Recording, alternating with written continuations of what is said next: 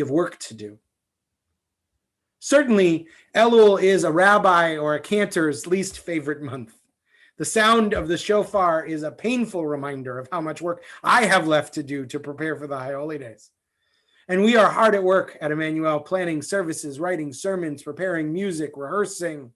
And with the challenges of these strange times, we are working harder than ever, making sure that every moment and opportunity is going to shine from our sanctuary into your homes. But I don't want to give the impression that the work of Elul is all about our work, because our work is only about facilitating your work. Our work is about opening up possibilities for you to dive into the depths of your heart. If we open the door, but you are not ready to walk through, then the greatest sermon in the world cannot move you to step over that threshold. And our spiritual work looks so different this year. The sanctuary has gravity. By that, I don't just mean the weightiness of being in the room our parents or grandparents may have also worshiped in, or the heavy awesomeness of the architecture. I mean gravity like a planet.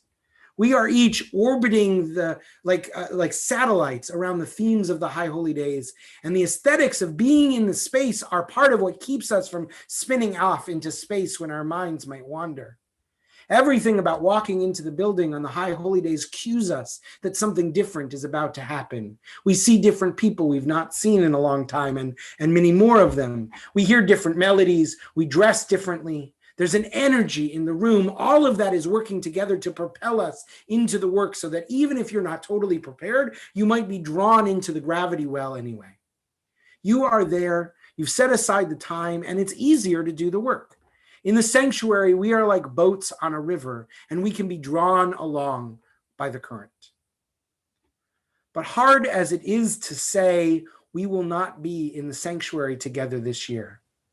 And many of the things that give that experience its gravity, that propel us with its current, will be, by the very nature of broadcast services, absent. The music will still be stirring, the sermons will still be enlightening, the liturgy will still be inspiring, but all the other aesthetics will be bounded by the box of our screens. I worry it will be like sitting in a boat on still waters. If you want to go anywhere, you'll have to be prepared to paddle yourself. If the High Holy Days are about doing the personal work, this year all the work is on your own. The whole lesson is homework. Our biggest challenge is that our brains know what they are supposed to do when our eyes look at a screen. A TV screen means passive viewing. A computer screen means work. Our brains know this, and right away they start to make adjustments to our behavior accordingly. How many of us have started watching something really important on the TV and then a few minutes later suddenly realize that we're scrolling through our phones and have totally forgotten to pay attention? That's because our brain has a script for what it means to watch TV, and it's incredibly hard to break out of that script. Similarly, how many of us have been in a Zoom meeting on our computers and then realized we were checking our emails when we didn't intend to? This is because our brains have learned over the years that computer means work. This is going to be a challenging High Holy Days this year, and everyone watching knows that intuitively. I just want to pause and call attention to the fact that I heard my phone buzz. I thought it might be something related to our live stream and checked it while saying that sentence as evidence for the fact that this is going to be challenging to do this on screens. When you are in the sanctuary, you're being cued to participate. The communal pressure to sing along, to stand and sit, the not overly comfortable chairs, all of this serves to remind you that you are there not for passive viewing. You are there to do work, to be involved. And all of the aesthetics, the clothes, the prayer books, the people remind you that this day is different from all others, that your work is not business as usual. So all of that is working with you and with us to achieve our spiritual goals. But the screen is just the opposite. It's working against you. It says passive work or business as usual. And if we want to have a meaningful High Holy Days, if we want to paddle the boat ourselves, we're going to have to resist those false assumptions. We're going to have to trick our brains to break those instant thoughts. And I believe we're going to have to plan to do things differently, because it's going to be a lot harder to find those things in the moment. Tricking your brain is not easy work, and if you have not laid the groundwork for that trick, it's going to keep falling back into its old assumptions. They are so deeply ingrained. So this year we are called upon to plan for our own spiritual experiences, not just to hope that we have one. So how do we do that? Again, I'm checking to make sure that I'm not losing you. Okay, good. Suggestion number 1, play with space. What can you do to send your brain the message that services is not Netflix and you are not going to the office? How can you change where you set up so that you can see both your screen and maybe a window to get some sunlight and green trees? If you can't do that, can you put a picture next to your screen or surround the screen with pictures of family and friends who you'd normally see at temple? Can you light candles? Is there a scent that will make the room feel different? Can you drape your screen with a beautiful cloth or an heirloom scarf? Can you sit in something less conducive to snoozes than the couch? What will you do to create the cues that tell your brain this is not for watching, this is for praying? Suggestion number 2 is to get the books. One of the things that cues us right away that we're in a prayer service is holding a prayer book. Though many of you know that I am loving having projected prayers on the screen, or what's called visual tefillah, I think this year of all years, the book matters even more.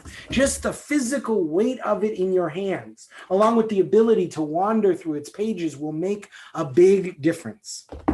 At the back of the High Holy Day packet that you should have received at your home this week is a link right here where you can purchase the Mahzor, the 2-volume set of books, and there's a coupon code for a discount. I don't get a penny for saying this, and I know that it's beyond some families, but I really do think that for those of you who want to do the work, the books are a way you can invest in that work. If you're not able to spring for that money, there's a cheaper Kindle version and a free flipbook version, though those require yet another screen. And if you're really struggling and really want a book, reach out to us at Temple and we will help you find a way. Suggestion number 3, plan for moments of meaning. Think through the High Holy Day services you've experienced in the past. What were your favorite moments? What rituals or prayers often strike you as the most meaningful? This year, use Elul to identify some of those moments and to plan for how you will attend to them. The nature of praying on a screen is that it's easy for everything to feel the same, and that there are moments, if there are moments that you want to be spiritual highs, you have to be ready to climb up to meet them. Maybe it's about closing your eyes when the shofar is sounded. Maybe it's about lighting a memorial candle during the Yizkor service. Maybe it's about standing for Kol Nidre. Maybe you turn the volume up at certain moments. Maybe after a meaningful prayer, you push mute and just meditate. If you want those moments to matter, paddling the boat means owning that you have to do things, that there are things that you can do to make them matter. Suggestion 3, dress up or dress different. I do believe it's nice that you may not have to wear a tie or uncomfortable shoes this year. I think that the pressure of what to wear on the High Holy Days is a little overblown in some places. But I also know that it's going to be harder for your brain to know that this day is different if you're in your gym clothes on the couch. So wear something special, something different. Wear a beloved hand-me-down jacket or a Hawaiian shirt from a favorite trip. Do what we traditionally do, wear white. On Yom Kippur, refrain from wearing leather or animal products, all so that you can feel in your physical body something different is about to happen. Suggestion number 4, which is my final suggestion, plan for how you will bring the High Holy Days into your home in ways other than the screen.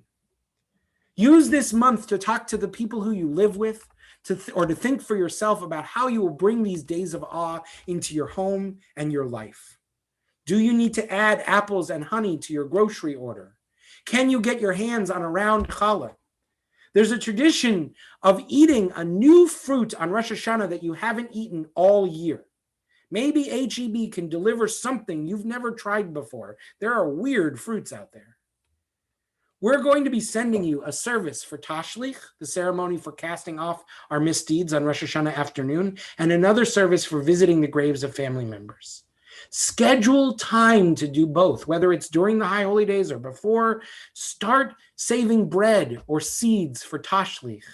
These are amazing resources. They even have QR codes so you can scan them and hear Cantor singing. It'll be like she's right there with you. Make a plan to use them. And start making the lists of people to whom you need to apologize. I don't know about you, but my High Holy Day apology practice often focuses on apologizing to whoever I happen to see in between Rosh Hashanah and Yom Kippur. But this year, I'm not likely to see much of anyone besides the people I live with. So I'm going to have to schedule some of my apologies over FaceTime. So start planning now, because there may not be many moments for serendipitous apology.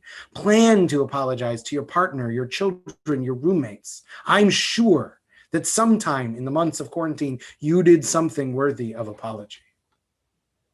This is just some of what you can do to prepare for these holy days. The main message is that the oar is in your hands, ready for you to paddle.